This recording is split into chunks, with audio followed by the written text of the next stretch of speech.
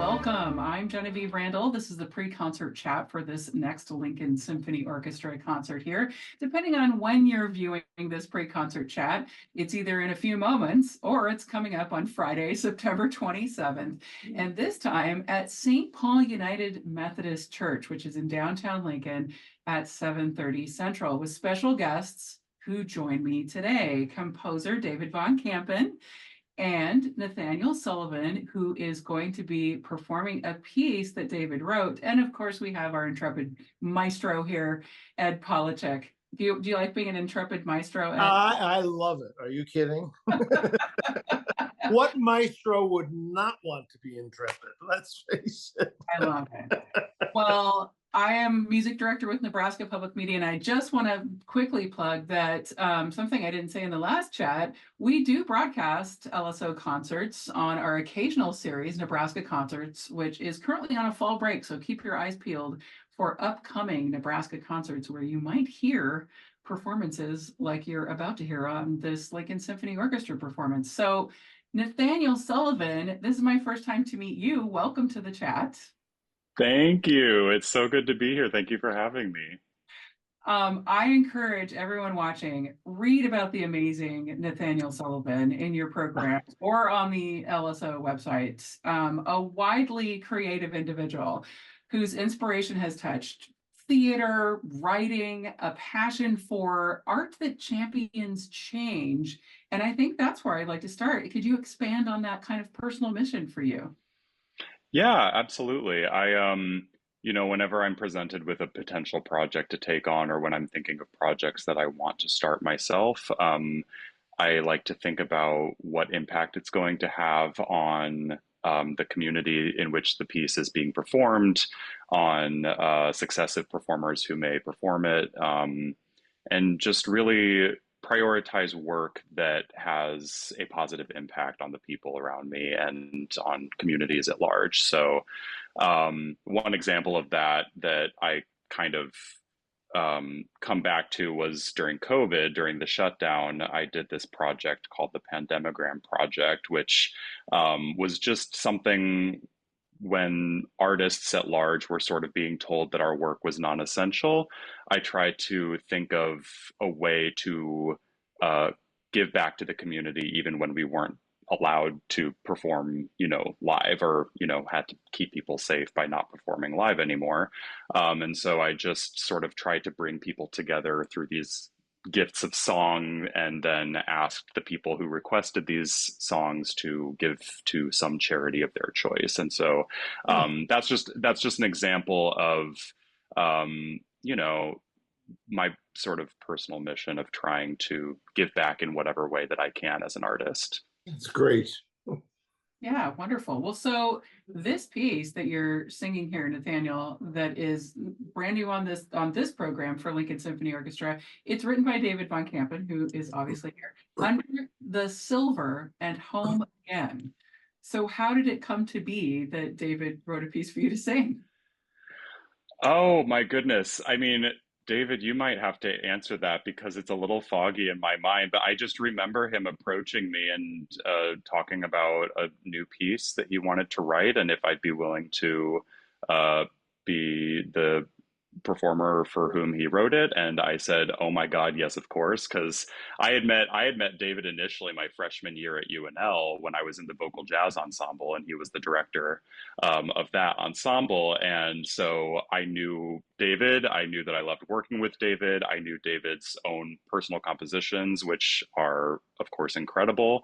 And I said, "Oh my goodness, yes, please, dear God, write something for me. I would love that." So yeah.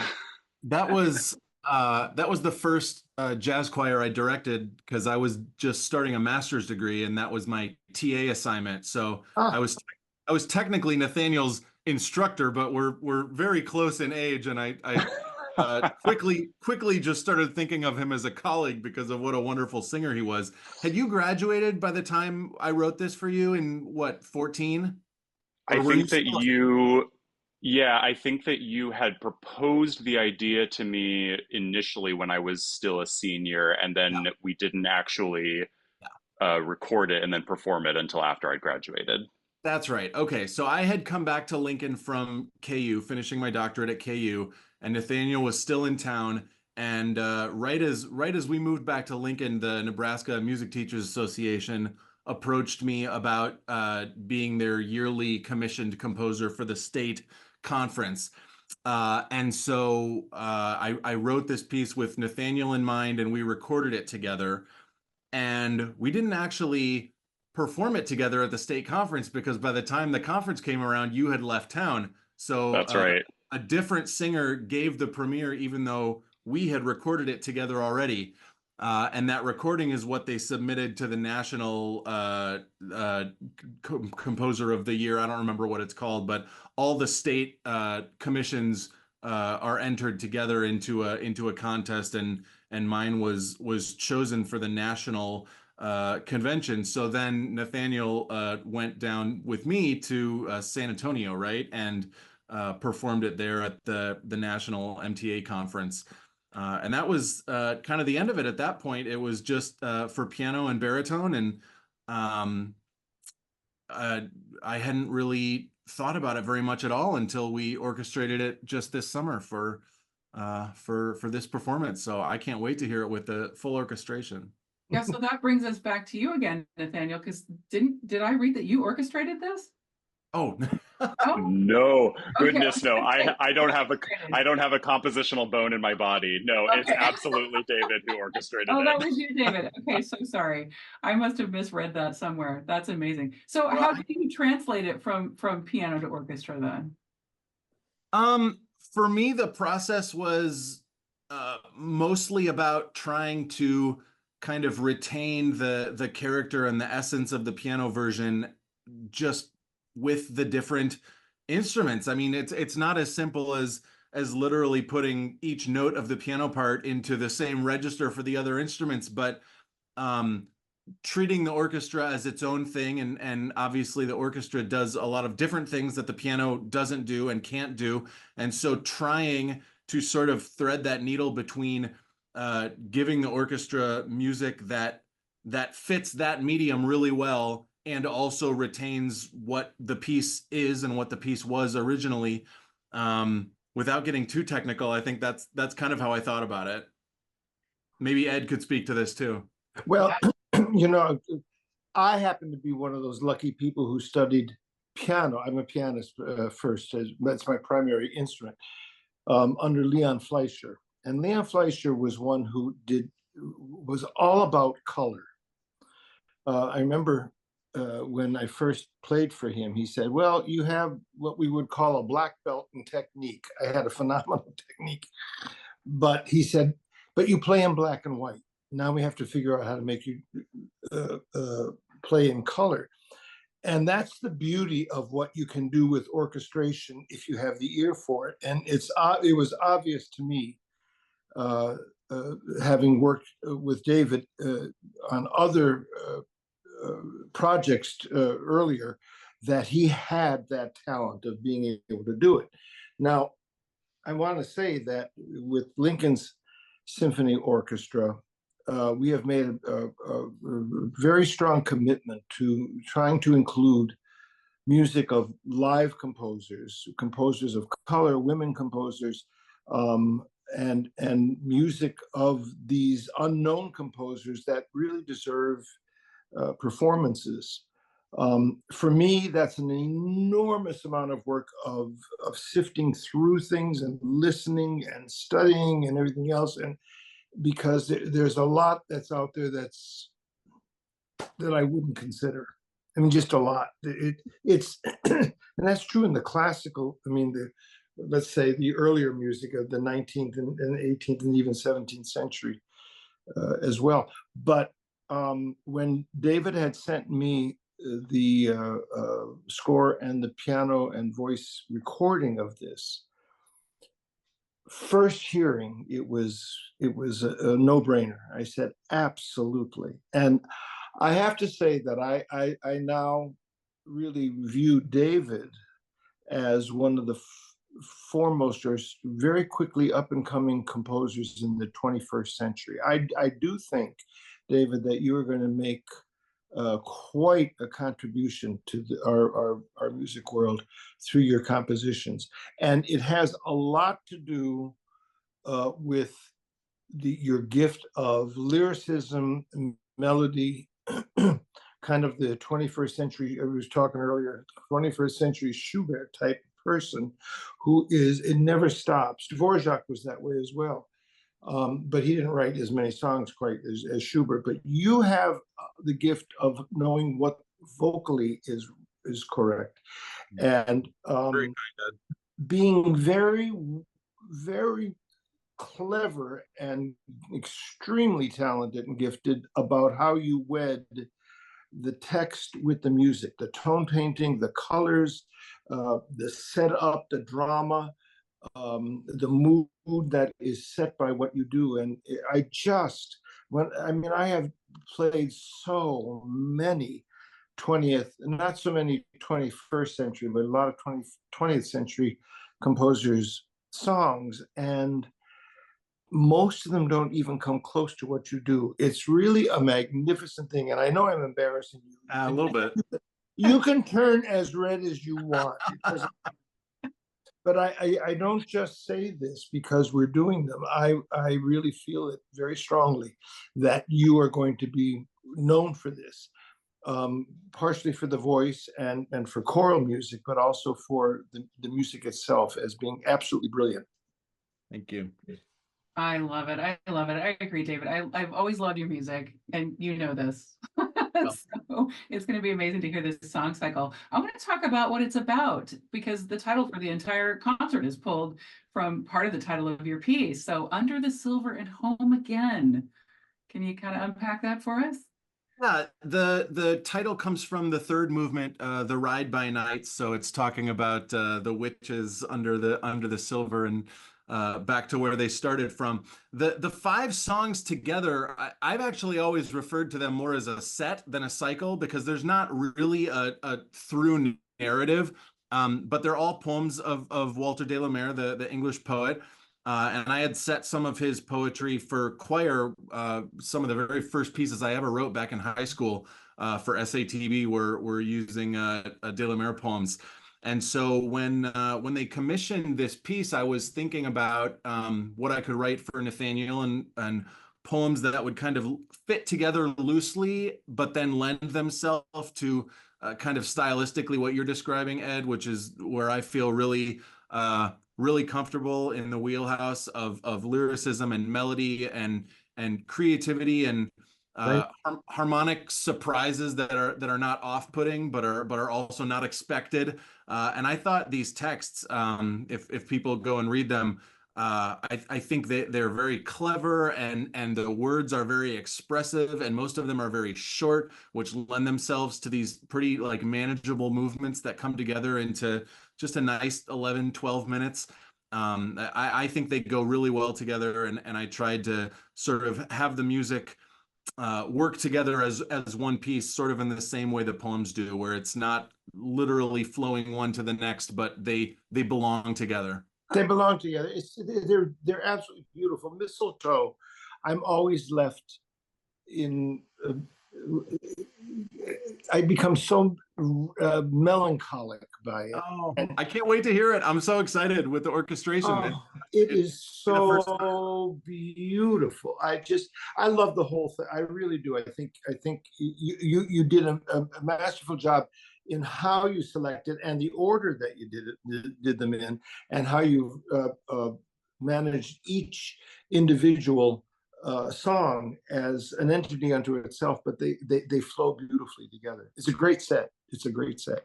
Nathaniel is nodding along here. Nathaniel, is there a particular movement that grabs you in that way? Or is there maybe something you could say about Mistletoe, which Ed brought up, that Yes. people could listen for? Yeah, I agree with you, Ed. I think Mistletoe of the five is probably my favorite as well. It's just it invokes this incredible like loneliness, but also like it's that sort of like comfort. Yeah, exactly. It's that There's feeling of solace. like solace. That is exactly the word I'm looking for, like a solace. Exactly. Yeah, I love these. I love all five of them. I think what draws me to them, one of the many things that draws me to them is that, at first blush, they are sort of children's poems. I mean, Walter de la Mare wrote a lot of children's literature. He also, interestingly, wrote a lot of horror, like literary horror, which I think is an interesting pairing because there are some sort of spooky moments in this set, right? Like you have the witches that are bearded and cowled, and then you have the mistletoe, which is somehow fairy green and someone kissed me there, but who is it? Who knows? It's a little spooky, and I think that it invokes this, as many of the best children's stories do. There are these very adult sort of universal themes included that are really a light is shown on them because of the childlike nature of the text at first blush.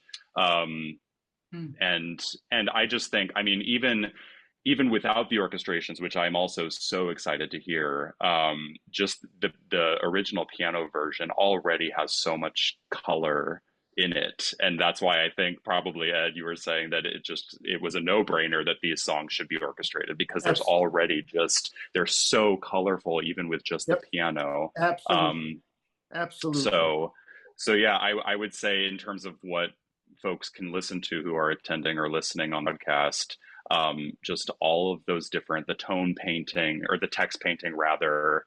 And I mean, they'll be hearing it for the first time as will we. I mean, I haven't heard the orchestrations yet, but I'm literally giddy, just ready, excited. You're gonna love them. You're gonna when David and I last summer had talked about these particular songs in his orchestration, I thought of the lengths of things, but I also knew that we were doing chamber orchestra. And we started the series actually last year, and I'm sure it's going to be expanding as we go. But I thought, the absolute pairing, especially when you have the vocal artistry of someone like Nathaniel, is perfect for the Ravel Trois Chansons.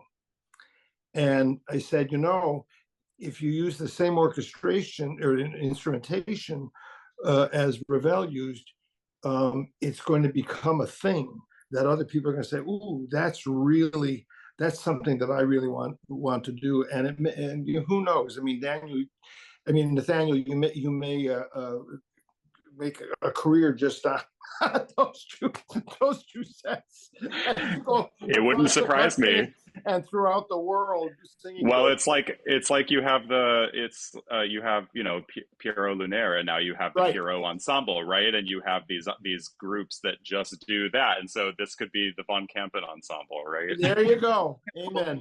I was so glad you suggested this because it really helped me kind of like focus my orchestrational thoughts, because the first thing I did not know the Ravel at all. I went and just listened to it and watched the score go by about 30 times and just looked at how he used the instruments and what it sounded like. And that was so valuable for me to just provide sort of a template of like how to use these instruments. And you had such a good instinct to suggest that, because I do think these pieces now are kind of a perfect match. Yeah, it's great. And if you look back at our classical composers, two of the composers that really stand out as great orchestrators are Rimsky-Korsakov and Maurice Ravel. And the colors, the way they do it, how they infuse a new life into things, is exactly what you ended up doing, David, with this set. You gave it a whole new universe to work within. It's beautiful. It's beautiful. Very clever. Couple of minutes left for our chat, which is so unfortunate because I feel like we could go on for like an hour if we wanted to, but I wanted to briefly mention for listeners who don't know what tone painting is. Nathaniel, you referenced it early. It's when the actual music that you're hearing is matching up with the words that are being sung. So that's something really cool for people to listen to. And then I love what this program does with the two song cycles or song cycle. And David, I don't know, do you think of it more as a suite? You said you didn't think of it as a song cycle. Yeah, a set, or I mean, the word cycle is used pretty Loosely. liberally, I guess. So it certainly doesn't bother me if people call it a song cycle, but I think of it as a set of songs.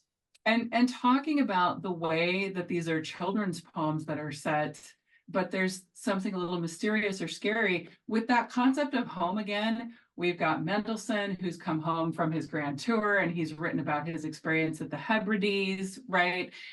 Travel is one of those things that is kind of this running theme. Yeah. And if you think about children listening to fairy tales, which also have some scary things in them, it is a way for us to, as humans, just wrap our minds around how to navigate the world, how to navigate new experiences. We've got that in the Mendelssohn with his discovery of the beautiful Fingal's Cave and those weird rock formations. I just love seeing pictures. Crashing oceans, and he Crashing was smitten by it. Mozart goes to Prague, probably hoping for a job, and takes a new symphony, right? We've got Don Quixote, who of course is going on an adventure. I thought we would wrap up by, I would love to hear from each of you. It's a little philosophical, if you'll forgive me, but what do each of you get from travel personally? Oh boy. David, you start. Stress. Yes. There's a reason these guys are like world-class performers and conductors, and I'm just the composer. I'm super happy to just sit in my basement and work. I travel when I have to, but honestly, I really don't pursue it for pleasure. I'd probably be a better, more interesting person if I did, but you play the cards you're dealt. Oh God, that well said. Well said. I love that. Well, we're definitely going to get to travel through some interesting music here and some beautiful music on this Lincoln Symphony Orchestra program. My guests have been composer David Von Kampen, who is the composer of Under the Silver and Home Again, which is a setting of several poems sung by and written for Nathaniel Sullivan, who is also singing a song cycle by Ravel on this program. And the symphony is being led by Ed Polachek, who is leading Mozart's Prague Symphony and the Mendelssohn Hebrides Overture. Great program to experience, and in the beautiful space of St. Paul United Methodist Church. Thanks to all of you for being part of the chat. I'm sorry to interrupt. No, that's fine. Which is where the Lincoln Symphony actually had its very first concert in March of 1926. So perfect. It's a coming home in another way for the symphony. Yes, I love St. Paul. I just think it's a beautiful space, beautiful church, and great people. Perfect. Well, enjoy. Thanks to all three of you for chatting. Our pleasure. Thank you. Thank you so much. This has been great.